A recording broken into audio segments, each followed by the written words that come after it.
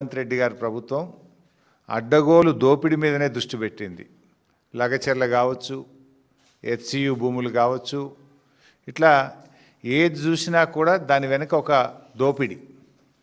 ప్రజలకి ఏం చేయాలనే ధోరణి కంటే కూడా ఎక్కడ ఎంత దోపిడీ చేయాలన్నదే రేవంత్ గారి ఆలోచన విధానం. మా హయాంలో రోజు అనుమతుల వార్తలు వచ్చేది. ఇవాళ గూగుల్ వచ్చింది, లేకపోతే ఇంకో పెద్ద కంపెనీ వచ్చింది, చైనా నుంచి ఒక కంపెనీ వచ్చింది. అనుమతుల వార్తలేమో బీఆర్ఎస్ హయాంలో వస్తే అమ్మకాల వార్తలేమో కాంగ్రెస్ హయాంలో వస్తూ ఉన్నాయి. ఇది బీఆర్ఎస్కు కాంగ్రెస్కు ఉన్న తేడా. ప్రతిరోజు ఒక కొత్త ఇండస్ట్రీ వచ్చింది, కొత్త పెట్టుబడి వచ్చింది అనేది మా పాలసీ. ఇవాళ ప్రతిరోజు ఇవాళ హౌసింగ్ బోర్డు భూముల అమ్మకం, ఇవాళ ప్రభుత్వ భూముల అమ్మకం, ఇవాళ టీజీఐసి భూముల అమ్మకం, ఇవాళ ఇండస్ట్రియల్ ల్యాండ్ల భూముల అమ్మకం, రోజు భూముల అమ్మకాలు. ఇది కాంగ్రెస్ పార్టీ యొక్క పాలసీ. అంటే గతంలో ఇదే రేవంత్ రెడ్డి గారు బీఆర్ఎస్ ప్రభుత్వం ప్రజల అవసరాలను దృష్టిలో పెట్టుకొని ఎల్బీ నగర్లో ఒక టిమ్స్ ఆసుపత్రి, సనత్ నగర్లో ఒక టిమ్స్ ఆసుపత్రి, మల్కాజ్గిరిలో అల్వాల్లో ఒక టిమ్స్ ఆసుపత్రి, ఇట్లా మేము అదేవిధంగా ఎర్రమంజిల్ కాలనీలో గవర్నమెంట్ క్వార్టర్స్ R&B ల్యాండ్ ఉంటే మేము అమ్మలే. అక్కడ నిమ్స్లో మరో 2000 పడకల ఆసుపత్రి ప్రజల అవసరాల కోసం నిమ్స్ యొక్క ఎక్స్పాన్షన్ 1400 పడకలు ఉంటే మరో 2000 యాడ్ చేయాలని చెప్పి మేము ఆలోచించినాం. కానీ రేవంత్ రెడ్డి గారు ఏం ఆలోచిస్తున్నారు? ఎకరాలు, గజాలు, గుంటలు మొత్తం అమ్ముతున్నాడు. చివరికి హౌసింగ్ బోర్డులో మొన్న ఏదో పేపర్లో యాడ్ వస్తే చూసిన కుక్కట్పల్లిలో 6 గజాలు 8 గజాలు కూడా అమ్ముతుండు. ఆడ 8 గజాలు పెట్టుంటే దాన్ని కూడా అమ్మకానికి పెట్టిండు. 8 గజాలు 6 గజాలు కూడా అమ్ముతుండు. 1000 ఎకరాలు అమ్ముతుండు, గుంటలు అమ్ముతున్నాడు, గజాలు కూడా అమ్ముతున్నాడు. ఏం మిగులుస్తలేడు. గతంలో ఇదే రేవంత్ రెడ్డి గారు ఏమన్నారు?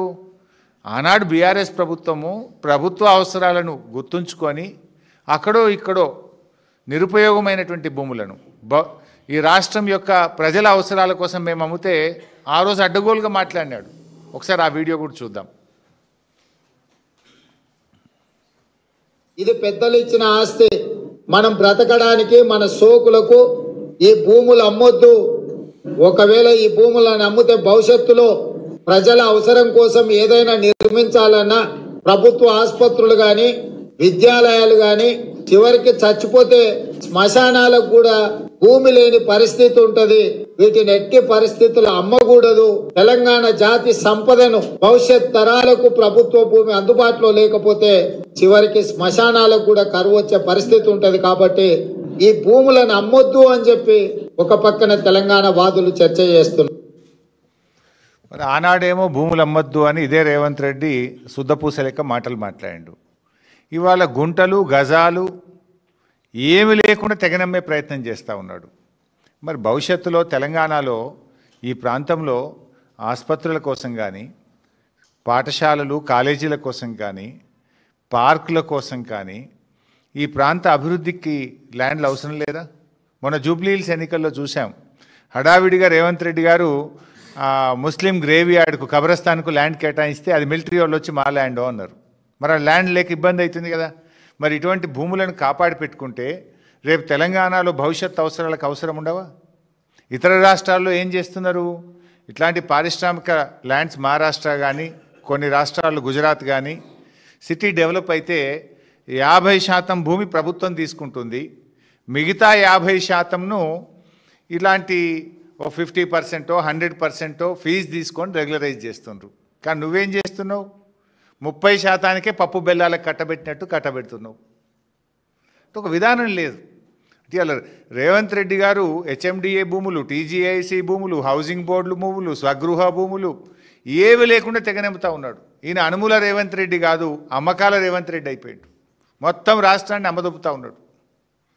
ఇవాళ దేశంలోనే అతిపెద్ద కుంభకోణం ఇవాళ కాంగ్రెస్ పార్టీ తెరలేపిందని చెప్పొచ్చు.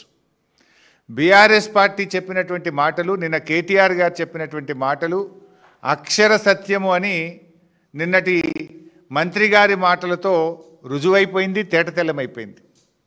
థ్యాంక్స్ టు శ్రీధర్ బాబు గారు. నిజాన్ని కొంతవరకు ఒప్పుకున్నాడు. ఆయన కొంత దాచే ప్రయత్నం చేసింది, కానీ కొన్ని ఒప్పుకోక తప్పలేదు. ఈ HILTP హిల్ టీపీ పాలసీ ఏదైతే ఉందో ఇది అతిపెద్ద స్కామ్. ఈ